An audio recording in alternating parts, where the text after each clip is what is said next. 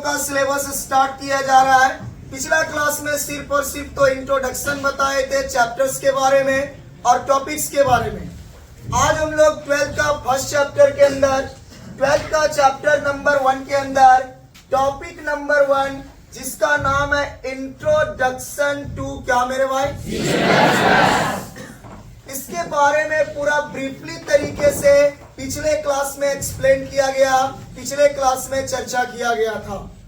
अब चलिए आज पूरा यहाँ से डिटेल्स में इसको एक्सप्लेन करेंगे कि कैसे कैसे ये क्या क्या टॉपिक्स के अंदर डील करवाता है। तो सबसे पहले नाम जो दिया गया इंट्रोडक्शन टू C++।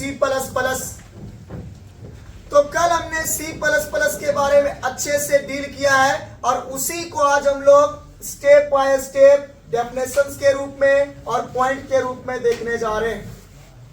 तो ये है हमारा चैप्टर नंबर 1 का टॉपिक नंबर 1 जो हमें इंट्रोडक्शन समझाएगा, इंट्रोडक्शन बताएगा किसके बारे में,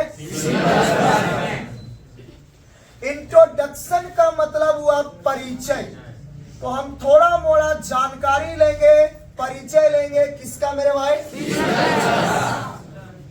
तो पिछले क्लास में आप लोगों को समझाया गया, पिछले क्लास में आप लोगों को बताया गया कि C++ जो है एक प्रकार का कौन सा लैंग्वेज है,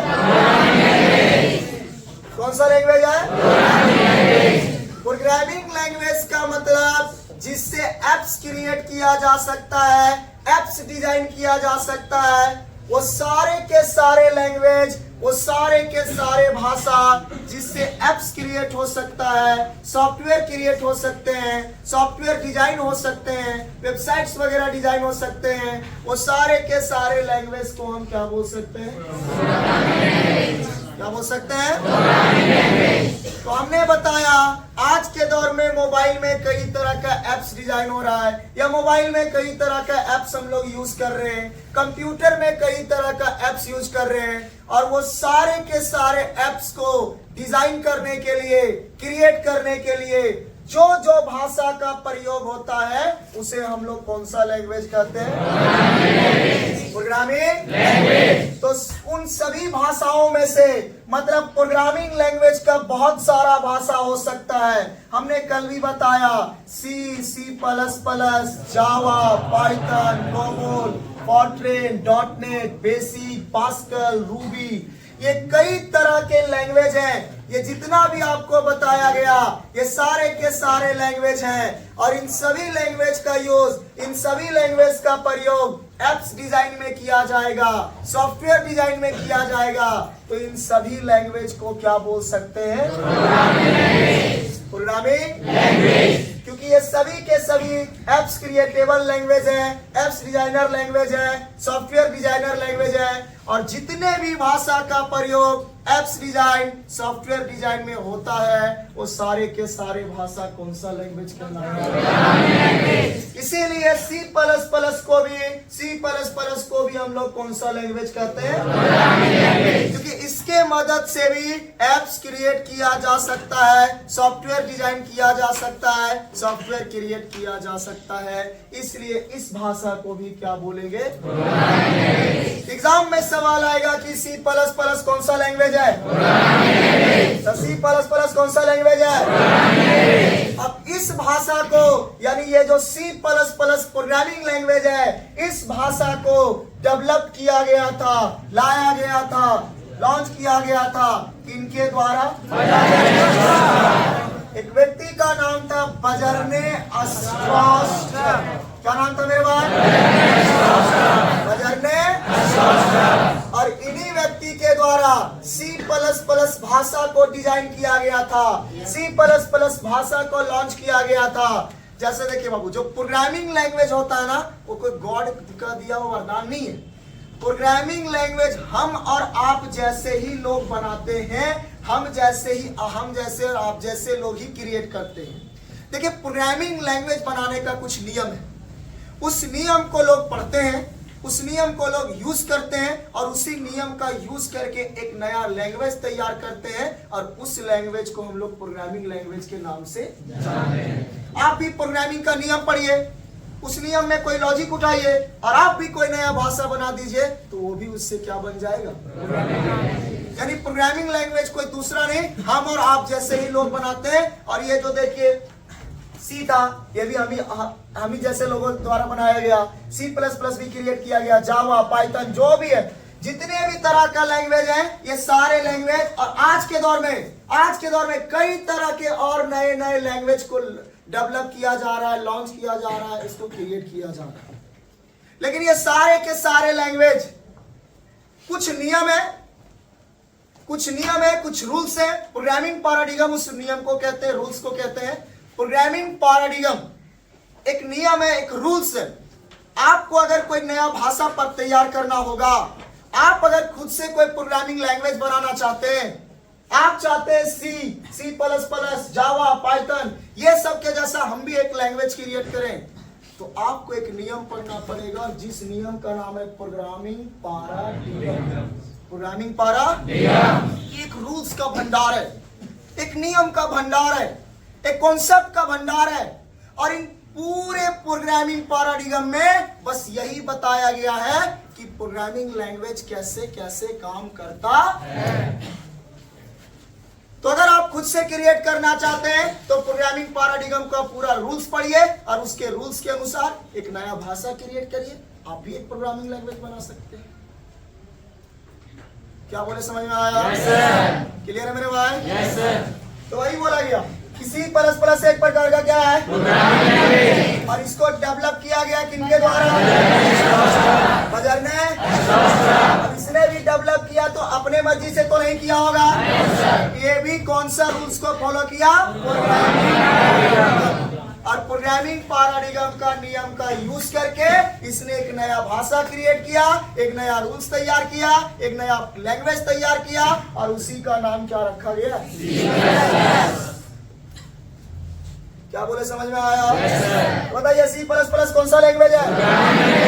C++ कौन सा लैंग्वेज है? इसे डेवलप किया गया किनके द्वारा? बजर ने। कौन सा जगह पे? ATN Bell laboratories. क्या नाम है? AT&T bell laboratories. एक स्पेस का नाम है, एक जगह का नाम है, एक प्लेस का नाम है। और इसी स्पेस पे, इसी जगह पे, इसी प्लेस पे, और ये जो जगह है एक मुर्रे हिल्स नामक जगह है USA। मुर्रे हिल्स नामक जगह, वहां पे एक एड्रेस है, जिस एड्रेस का आपका नाम क्या है बाबू? और इसी जगह पे प्रोग्रामिंग पैराडिगम के नियम को फॉलो करके एक नया भाषा को तैयार किया था। किसने किया था? क्या समझ में आया? और ये जो भाषा तैयार किया गया, ये 1979 ईस्वी के लास्ट में किया गया। 1979 ईस्वी के लास्ट में किया गया, लेकिन इसे काउंट किया जाता है 1980 आखिरी में किया गया, लेकिन इसे काउंट किया अर्ली का मतलब होता है शुरुआत। अर्ली का मतलब क्या होता है? शुरुआत। किसका शुरुआत में? क्या बोले, समझ में आया? तो सिंपल सा याद रखिए, C++ एक प्रकार का कौन सा लैंग्वेज? एप्स डिजाइन करने वाला लैंग्वेज है, सॉफ्टवेयर डिजाइन करने वाला लैंग्वेज है। इसे डेवलप किया गया है किनके द्वारा? कौन सा जगह पे? AT&T bell. कितना इसी में? 1980 में। 1980 में। क्या हिस्ट्री समझ में आया? देखो, एक नंबर का ऑब्जेक्टिव इससे हर साल फिक्स आता है, और अभी जो हम पढ़ाने जा रहे हैं उससे 1 या 2 नंबर का ऑब्जेक्टिव कंफर्म आएगा ही आएगा। ये जितना भी स्टेप बताएंगे C++ के बारे में, उसमें एक ऑब्जेक्टिव तो कंफर्म है, कभी कभार इससे 2 ऑब्जेक्टिव भी पूछा जाता है। अब ऑब्जेक्टिव आएगा कहां से? ये जो अंडरलाइन दिया गया है वहीं से ऑब्जेक्टिव आएगा। अगर आपको कंफ्यूजन है तो सारा असाइनमेंट मिलेगा, सब असाइनमेंट में सब पता रहेगा कि कहाँ कौन सा ऑब्जेक्टिव कैसा दिया रहेगा। आपको सिर्फ पढ़ते जाना स्टेप बाय स्टेप। क्या पहला पैराग्राफ समझ में आया? बताइए सी प्लस प्लस कौन सा लैंग्वेज है? किसके द्वारा डेवलप किया गया? बजर ने कौन सा जगह पे? कितना ईस्वी में? 1980। अगला पैराग्राफ पे ध्यान दीजिएगा, अगला पैराग्राफ पे ध्यान दीजिएगा। कहा जा रहा है यहाँ पे कि C plus plus is an OOP। अब सुनिए, देखिए बाबू, ये OOP क्या है? तो बाबू हमने अभी जस्ट समझाया आपको कि प्लीज यार ऐसा नहीं करो, बहुत मेहनत लगता है चिल्लाने में, आके 2 शब्द बोल के देखो ना, समझ में आ जाए।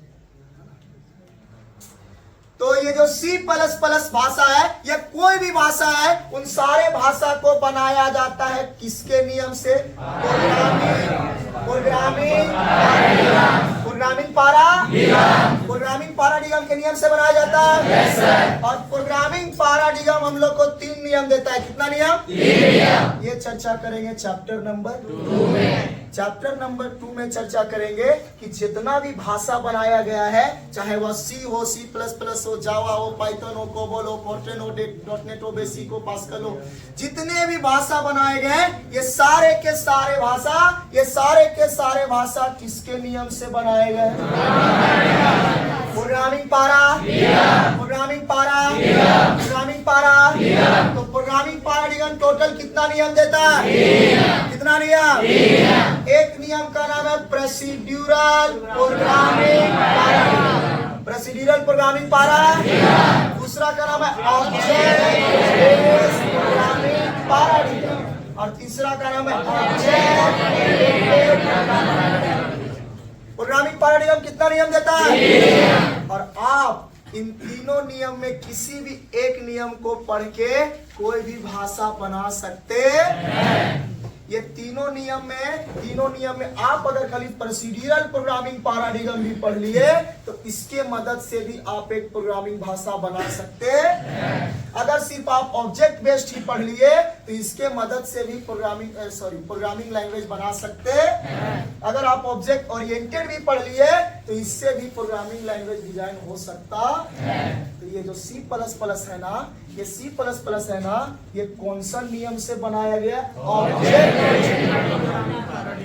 क्या बोल रहे, समझ में आ रहा है? जितने भी भाषा डिजाइन हुए सब प्रोग्रामिंग पैराडिगम के नियम से डिजाइन हुए हैं। आज भी अगर कोई नया भाषा बनेगा, आज भी अगर कोई नया प्रोग्रामिंग लैंग्वेज बनेगा तो वो किसके नियम से बनेगा? अब ये कितना नियम दे रहा है? अब आप अगर कोई नया लैंग्वेज बनाना चाहते हैं, इन तीनों नियम में कोई फॉलो करना होगा। तो जो C++ को बनाया गया है वो कौन सा नियम को फॉलो करके? Object oriented. अब ये ऑब्जेक्ट ओरिएंटेड प्रोग्रामिंग क्या है ये चर्चा किया जाएगा चैप्टर नंबर 2 में। बस इतना याद रखना कि ऑब्जेक्ट ओरिएंटेड प्रोग्रामिंग एक नियम है और उसी नियम का यूज करके, उसी नियम का प्रयोग करके या उसी नियम पे आधारित कौन है मेरे भाई? नहीं समझ में आया? बोलिए तो सही है। वही बोला C++ क्या है भैया?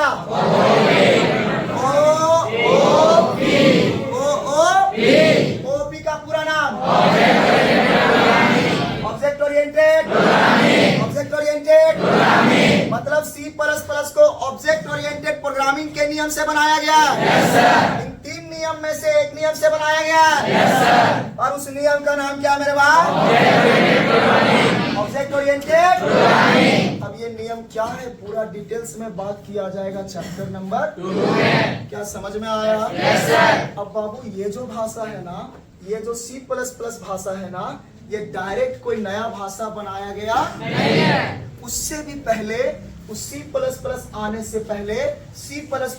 से पहले हमारे पास एगो C लैंग्वेज था। कौन सा प्रोग्रामिंग लैंग्वेज था? C प्रोग्रामिंग लैंग्वेज था। कौन सा प्रोग्रामिंग लैंग्वेज? उसके साथ में सिमुला 67 भी प्रोग्रामिंग लैंग्वेज था। और ये C लैंग्वेज को डेनिस रिचर के द्वारा 1972 ईस्वी में डेवलप किया गया था। सबका अपना अपना हिस्ट्री है, सब अलग अलग व्यक्ति के द्वारा लॉन्च किया गया है ना। तो बाबू जब इन भाषाओं को प्रयोग किया गया ना, इन भाषाओं को प्रयोग किया गया तो सी को यूज करके देखा गया और सिमुला 67 को यूज करके देखा गया, तो ये दोनों एक बेहतर लैंग्वेज साबित हुए, ये दोनों एक बेहतर प्रोवाइडर, एक बेहतर क्रिएटर लैंग्वेज साबित हुए। तो बर्नर्ड स्ट्रॉस्ट्रप ने क्या किया कि जो एक नया भाषा जो C++ बनाया वो खुद से नहीं बनाया, वो नियम तो ऑब्जेक्ट ओरिएंटेड प्रोग्रामिंग पैराडिग्म का नियम फॉलो किया। Yes sir. प्रोग्रामिंग पैराडिग्म का नियम फॉलो किया। उसमें तीसरा नियम फॉलो किया।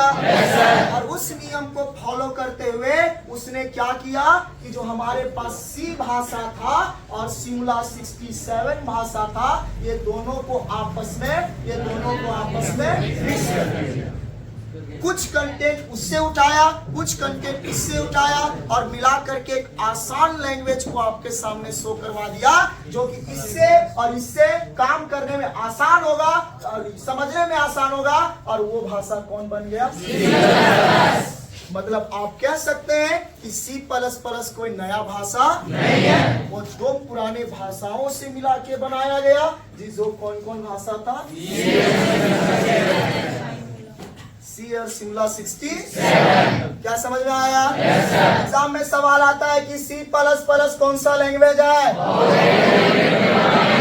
Object oriented. जो कौन कौन सा भाषा से मिला के बनाया गया?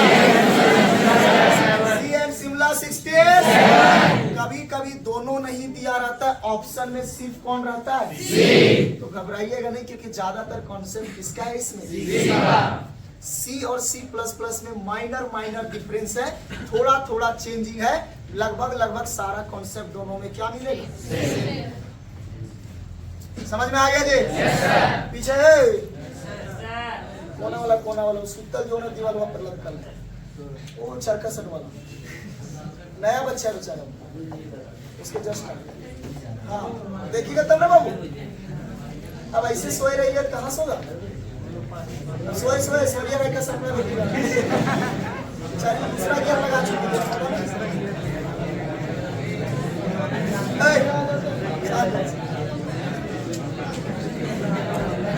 क्या ये दोनों पैराग्राफ समझ में आया? भाई नहीं बोलिए। C++ एक प्रकार का कौन सा लैंग्वेज है? C++ कौन सा लैंग्वेज? डेवलप किसके द्वारा? कौन सा जगह पे?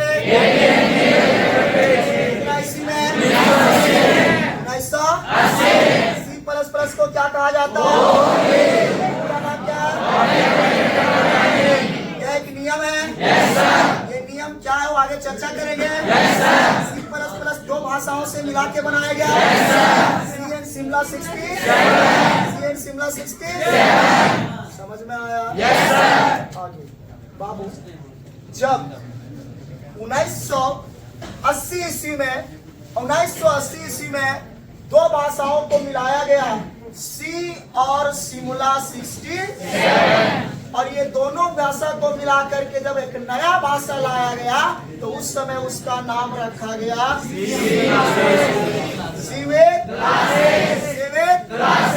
मैंने शुरू में उसको नाम उतना समझ में नहीं आया, तो नाम उसने शुरू में क्या रख दिया मेरे भाई? वही बोलता था फर्स्ट नेम, जो पहला नाम था किसका? वो क्या था मेरे भाई?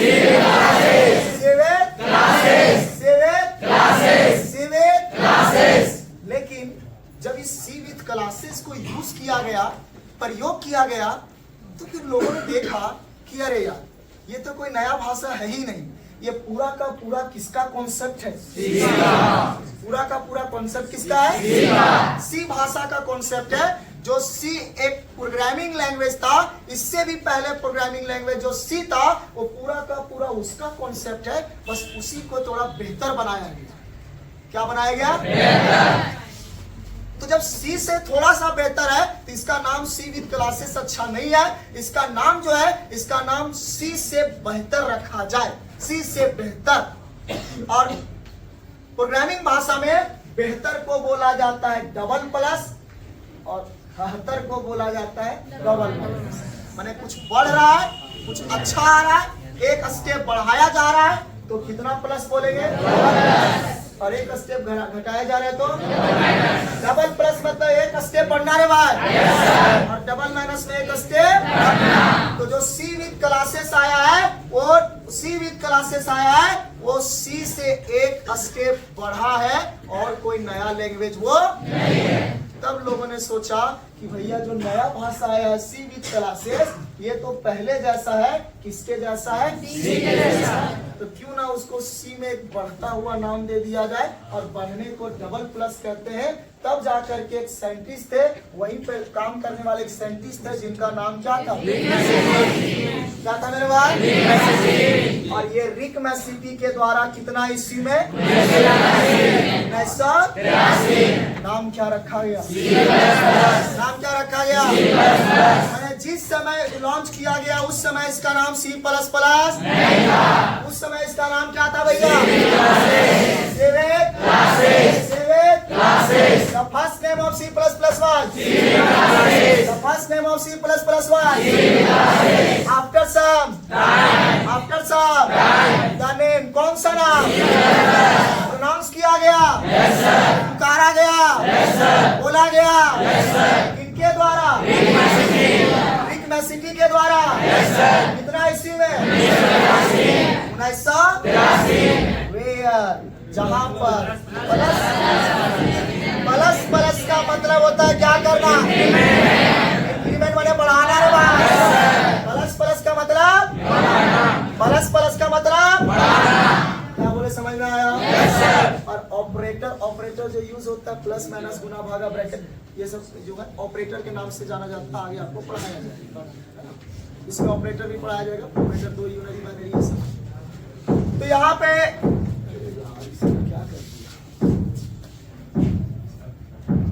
चलो समझ में आया अंदर क्या बोले? हो जाएगा? चलिए, तो C++ का पहला नाम बताइए। कुछ समय के बाद नाम क्या रखा गया? किनके द्वारा? इसी में जहाँ पे प्लस का मतलब बढ़ाना होता है, तो सी में एक स्टेप बढ़ाया ना गया था भाई, एक स्टेप बढ़ाया, इसलिए इसका नाम क्या रखा गया? समझ में आया कि नहीं? आया नहीं बोलिए। कुछ बच्चे नींद से झूप रहे हैं भैया, नींद से झूप रहे हो, झूप से नींद नहीं आ रहा उनको, नींद से झूप रहे हैं। पंखा तो चल नहीं रहा है, अरे पगला सब पढ़ेगा तो दिक्कत ना है भाई। सब पढ़ने लिखने वाला का नौकरी हो ही नहीं रहा, तो यहाँ भीड़ में बैठ कर नौकरी लेने का दिक्कत। आप सोइए, टेंशन नहीं लीजिए, आप पास हो जाए निश्चित है। आप गूगल में आ गए, पास हो जाइए, टेंशन नहीं लीजिए, सोइए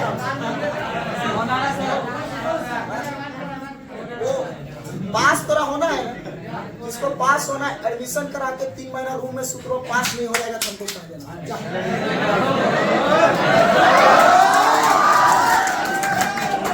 3 महीना सोच रही एकदम गद्दा बिछा के ऊपर से कंबल पास कराने का जिम्मेवारी हमारा।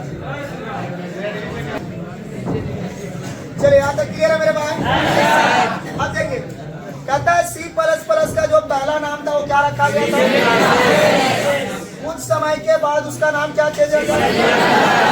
C++ रखा गया। कितना इसी में? इनके द्वारा। अब देखिए, अब आपको एक बात बता दे बाबू कि कंप्यूटर जो है, आज के दौर में जितने भी कंप्यूटर बनाए जा रहे हैं, आज के दौर में जितने भी डिजिटल कंप्यूटर बनाए जा रहे हैं, वो सारे के सारे कंप्यूटर एक लैंग्वेज पे काम करेंगे, एक भाषा पे काम करेंगे, जिस लैंग्वेज का नाम है बाइनरी लैंग्वेज। क्या नाम है मेरे भाई? बाइनरी लैंग्वेज, या इसी को कहा जाता है मशीन लेवल लैंग्वेज। मतलब आज के दौर में ये मोबाइल भी है, ये भी मशीन लेवल लैंग्वेज पे काम कर रहा है, कंप्यूटर भी है, वो भी मशीन लेवल लैंग्वेज पे काम कर रहा है। मतलब आज के दौर में जितने कंप्यूटर मोबाइल को डिजाइन किया जा रहा है, उनको सिर्फ एक ही भाषा समझ में आता है, एक ही भाषा समझ में आता है, जिसका नाम क्या है मेरे भाई? Machine level machine level machine level. लेकिन समस्या यह है कि हम लोग का जो C++ भाषा डिजाइन किया गया है, C++ भाषा डिजाइन किया गया है, वह एक प्रकार का क्या है? हाई लेवल जैसे देखो, जो अलग अलग काम करता है उसका नाम भी क्या हो जाता है? अलग। तो कंप्यूटर में जो काम होता है ना, कंप्यूटर में जो काम होता है वो काम जीरो और किसके मदद से होता है? कंप्यूटर में जो काम होता है वो एक 0 और 1 के कॉन्सेप्ट में होता है, ट्रू और फॉल्स के कॉन्सेप्ट में होता है। और ये 0 और 1 से बने भाषा को, 0 और 1 से बने भाषा को क्या कहते हैं? Machine level machine level. और हमारा जो C++ है ना, वो इंग्लिश माने लेटर। अरे लेटर है भाई, ABCD समझते हैं, 1 2 3 समझते हैं, प्लस माइनस समझते हैं, लेटर डिजिट सिंबल, ये सब का यूज करके बना है। तो जो लेटर डिजिट सिंबल ये सब का यूज करके जो भाषा बनता है उसे क्या कहते हैं? और जो सिर्फ 0 और 1 के कॉन्सेप्ट पे काम करता है वो। अब प्रॉब्लम ये है कि हमारा जो कंप्यूटर है वो कौन सा भाषा पे काम कर रहा है? लेकिन हमारा जो C++ है वो इंग्लिश लेटर डिजिट सिंबल यानी कौन सा लैंग्वेज पे काम कर रहा है? तो हमारा C++ हाई लेवल लैंग्वेज है। और जब उसे कंप्यूटर में टाइपिंग करने गए, कंप्यूटर के अंदर लिखने गए, तो कंप्यूटर बोलता हम क्या समझते हैं?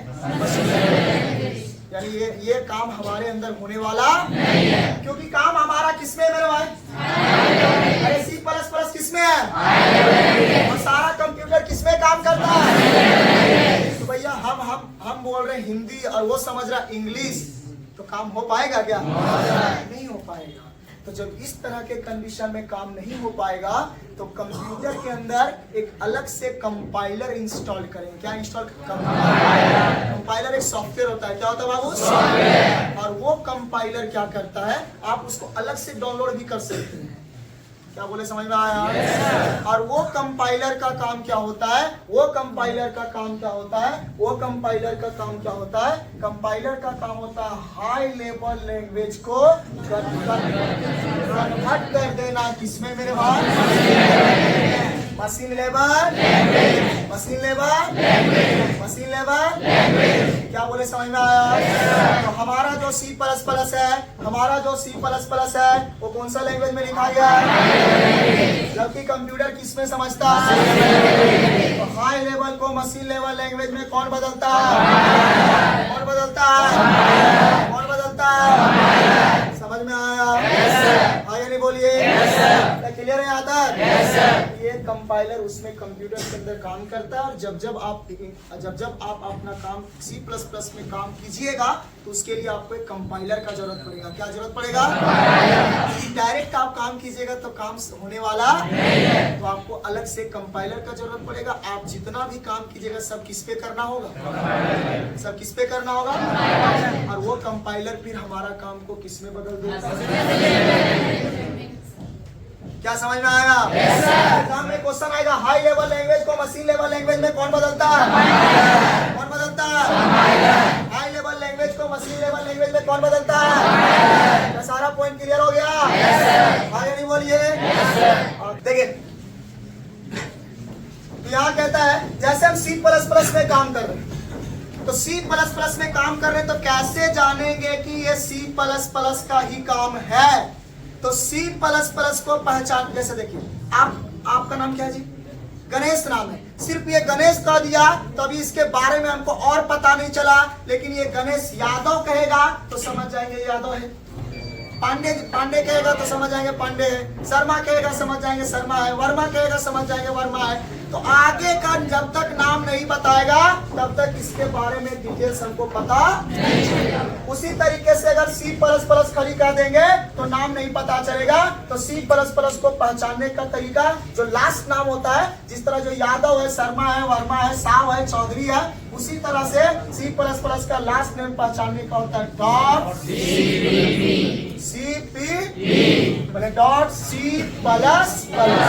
C++। क्या बोले, समझ में आया? वही बोला था एक्सटेंशन ऑफ किसका मेरे भाई? एक्सटेंशन ऑफ किसका? .cpp कहलाएगा।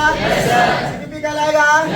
तो वही बोला इट अप्रोच, या जब काम करता है, या जब काम करता है बाय बॉटम टू किधर की ओर मेरे बात, यानी इसका काम करने का फॉरवर्ड नीचे से किधर होता है, जबकि ये हमें पता चल पाता इंटरनल पार्ट है कि ये जो काम करने का फॉर्मेट है बॉटम टू ऐप है, ये शो हमारे पास होता नहीं है।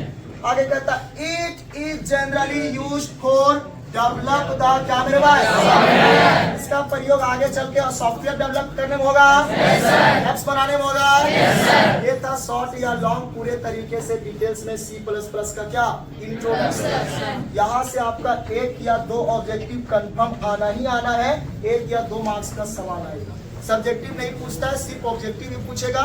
1 तो कंफर्म रहिए और उम्मीद है कि 2 ऑब्जेक्टिव भी आ सकता है। क्लियर हो गया? Yes sir. किसी का कोई सवाल है तो पूछ सकता है। चलो देखो, टॉपिक नंबर 1 का नाम क्या है मेरे भाई? Introduction to C++। कौन सा लैंग्वेज है? कौन सा लैंग्वेज? डेवलप किसने किया? अगर ने कौन सा जगह पे?